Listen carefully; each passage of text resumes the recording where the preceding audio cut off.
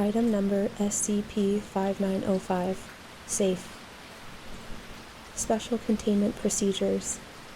SCP-5905 is contained in a sensitive materials vault at Site-17. The consumption of any type of food or water, including those required for medical or emergency purposes, is strictly prohibited within 5 meters of SCP-5905. The study of SCP-5905 is limited to secondary sources only. All known instances of SCP-5905-1 have been destroyed. If additional instances of SCP-5905-1 should be encountered, all directives and priorities below Code Black are rescinded until the entity's destruction has been confirmed. Description: SCP-5905 is a leather-bound grimoire recovered from the Huangshui Basin in Qinghai, China. This book details the treatment of prisoners, the preparation of objects of sacrifice, and a number of other ritualistic practices of an unclear cultural origin.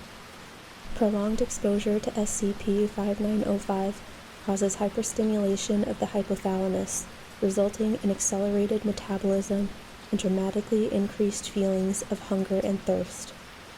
The book describes this effect as the purity of consumption and encourages exploration of these feelings by practitioners. Within the pages of SCP-5905 is a ritual that is believed to be responsible for the creation of instances of SCP-5905-1. Due to ethical concerns, this cannot be verified. Addendum 1, Incident Log. February 28, 2015. Foundation Site-36 received an urgent distress call from joint Chinese and GOC forces operating in the Qinghai province. Rapid response teams were dispatched, while drone surveillance was deployed. GOC was notified of our intended assistance. The only intel provided was that they were engaged with a humanoid entity of unknown origin and intent.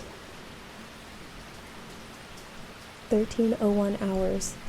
MTF arrived at the last known location of GOC forces and followed a trail of destruction in order to locate SCP-5905-1 within the boundaries of a small fishing village.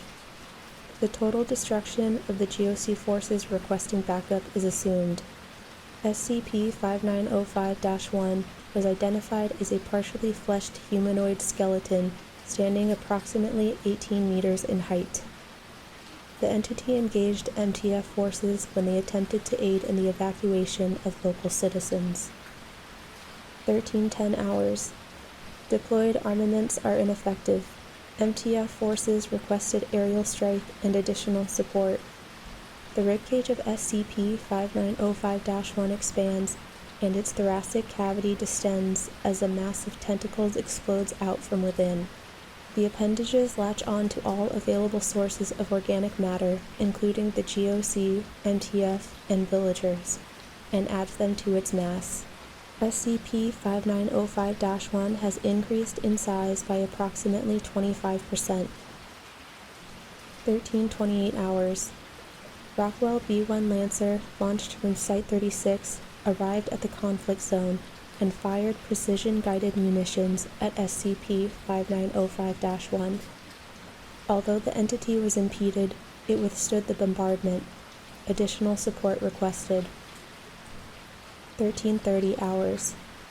A Tomahawk cruise missile was fired from GOC Strategic Command Base No. 22, and MTF forces were advised to retreat to a minimum safe distance. 13:35 hours. Cruise missile arrived and detonated on target. MTF reports SCP-5905-1 was on fire, but otherwise ambulatory, and headed in the direction of another populated settlement. The Chinese government was notified and instructed to order an evacuation. 13:58 hours.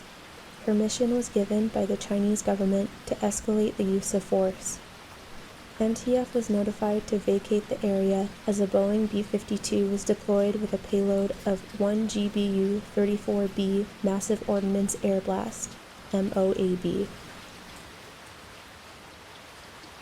1420 hours, SCP-5905-1 arrived at the farming village. The last recorded census puts the village at a population of 280.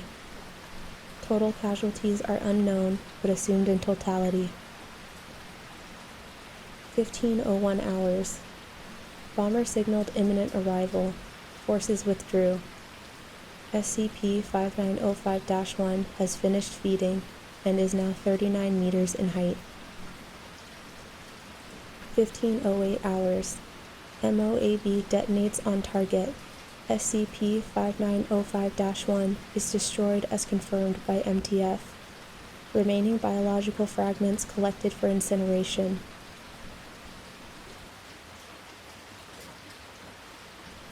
Addendum 2 Video Log.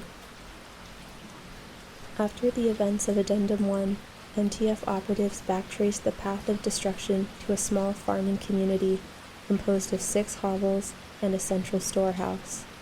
The exterior door of the storehouse had been circumvented by percussive force, and several strips of flesh were found embedded in and around the doorframe. In the center of the storehouse was a ritual circle utilizing a number of thaumic sigils, pictographs, and cuneiform invocations, centered around a beryllium bronze post 1 meter in height. Scattered among the debris were several implements of torture, 3 sets of manacles caked in unidentified viscous compound, and various pieces of video recording equipment. These videos have been translated from a dialect of Hungarian known as Moldavian, transcribed and attached to this file. Extraneous audio and video omitted. Footage begins with the frame obscured by the upper body of a camera's operator as they adjust focus. The individual has been designated as POI 5905. Tuesday, Day 1. The prisoner is a healthy local male and is uninjured aside from bruises sustained in apprehension. Chinese national, vitals are good, liver function so-so. We begin tonight at sundown. I've read the book 100 times, said the words 200 times. We will cut until I find satisfaction, and our ancestors become proud. POI 5905 backs away from the camera and looks into the lens, nods, and steps to the side. Shackled to a metal post with their hands above their head is an adult male. The subject's eyes are glazed over, suggesting the use of a sedative or possibly the side effects of a concussion. Video is fast-forwarded several hours. As the surroundings darken, unidentified accomplices place and light candles at various locations throughout the room. As these individuals place candles, they rhythmically chant an invocation. The audio and translation have been redacted due to a suspected cognito-hazardous link to SCP-5905. When the candles are lit, the 5 hooded participants and the ritual leader, POI 5905, assemble around the target and continue chanting. POI 5905 retrieves an implement from off-screen and makes a series of small incisions on the torso of the subject in order to create cuneiform characters. The subject regains consciousness during this phase of the ritual and begins screaming. The first tape ends. Additional videos were discovered but have been evaluated as repetitious. This ritual practice is repeated for an additional 8 days, making 9 days in total. On the 10th day, the ritual subject is severely emaciated. Cheeks, eyes, ribs are all sunken, and his abdomen is distended. Legs and arms are visibly atrophied at a rate substantially more aggressive than expected for 10 days of confinement. The ritual continues to its next phase as POI 5905 retrieves a hexagonal piece of metal that is then placed around the base of the subject's index finger. When this metal band is twisted and pulled, blades strip the subject's flesh from their finger and leave behind only bone and sinew. While continuing to chant over the subject's screaming, POI 5905 then feeds the flesh to the ritual subject, placing it in their mouth and forcing them to swallow. This videotape ends after all of the subject's fingers have been stripped. Footage resumes on day 11, and the ritual repeats except with the toes.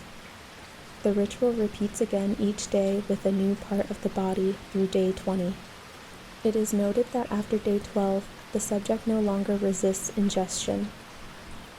Note: despite exposed wounds, severe malnourishment, and suspected dehydration, the ritual subject appears both alert and responsive throughout. On day 21, POI 5905 unshackles the ritual subject and recites a final invocation. Ritual subject begins to claw at their own skin with the exposed bones of their fingers, tearing strips and chunks from other wound sites as they engage in autocannibalism. Shortly before what is assumed to be sunrise, the ritual subject's breathing becomes ragged and inconsistent, and they fall limp. Pronounced cracking and snapping sounds can be heard over the continuous chanting of participants as the ritual subject begins to grow in size, their skeletal structures bulging and bursting between what little tissue remains. Ritual subject's limbs elongate as it pulls itself up, finishing its conversion to SCP-5905-1. Ritual participants break from their chanting and try to flee. However, SCP-5905-1's stomach bulges and swells before purple and black pseudopods erupt out, ensnaring the closest ritualist. SCP-5905-1 then inserts the ritualist's head into its jaw and bites down, resulting in the ritualist's death. Snapping and cracking is heard as pseudopods insert the corpse into SCP-5905-1's thoracic cavity. SCP-5905-1 then exits off-camera in pursuit of additional ritualists. The footage ends. Addendum 5905.3. Within the pages of SCP-5905 was a handwritten insert. It is believed to have been written by the ritual leader and has been transcribed and attached to the record. My first meal tasted of copper and desperation, but I have come to savor the sweetness. Babushka worried I do not eat well, but I am eating. Every year my stomach grows smaller and I grow weaker, but I can teach the others before my time has ended. Each new meal drowns them just a bit deeper. None of us need it, but now we all want it. Hunger gnaws at that place inside of me, craving purpose, fulfillment, excitement, and I fear I have found it. If this goes well, I hope they will invite me to their feast. I deserve a seat at the table.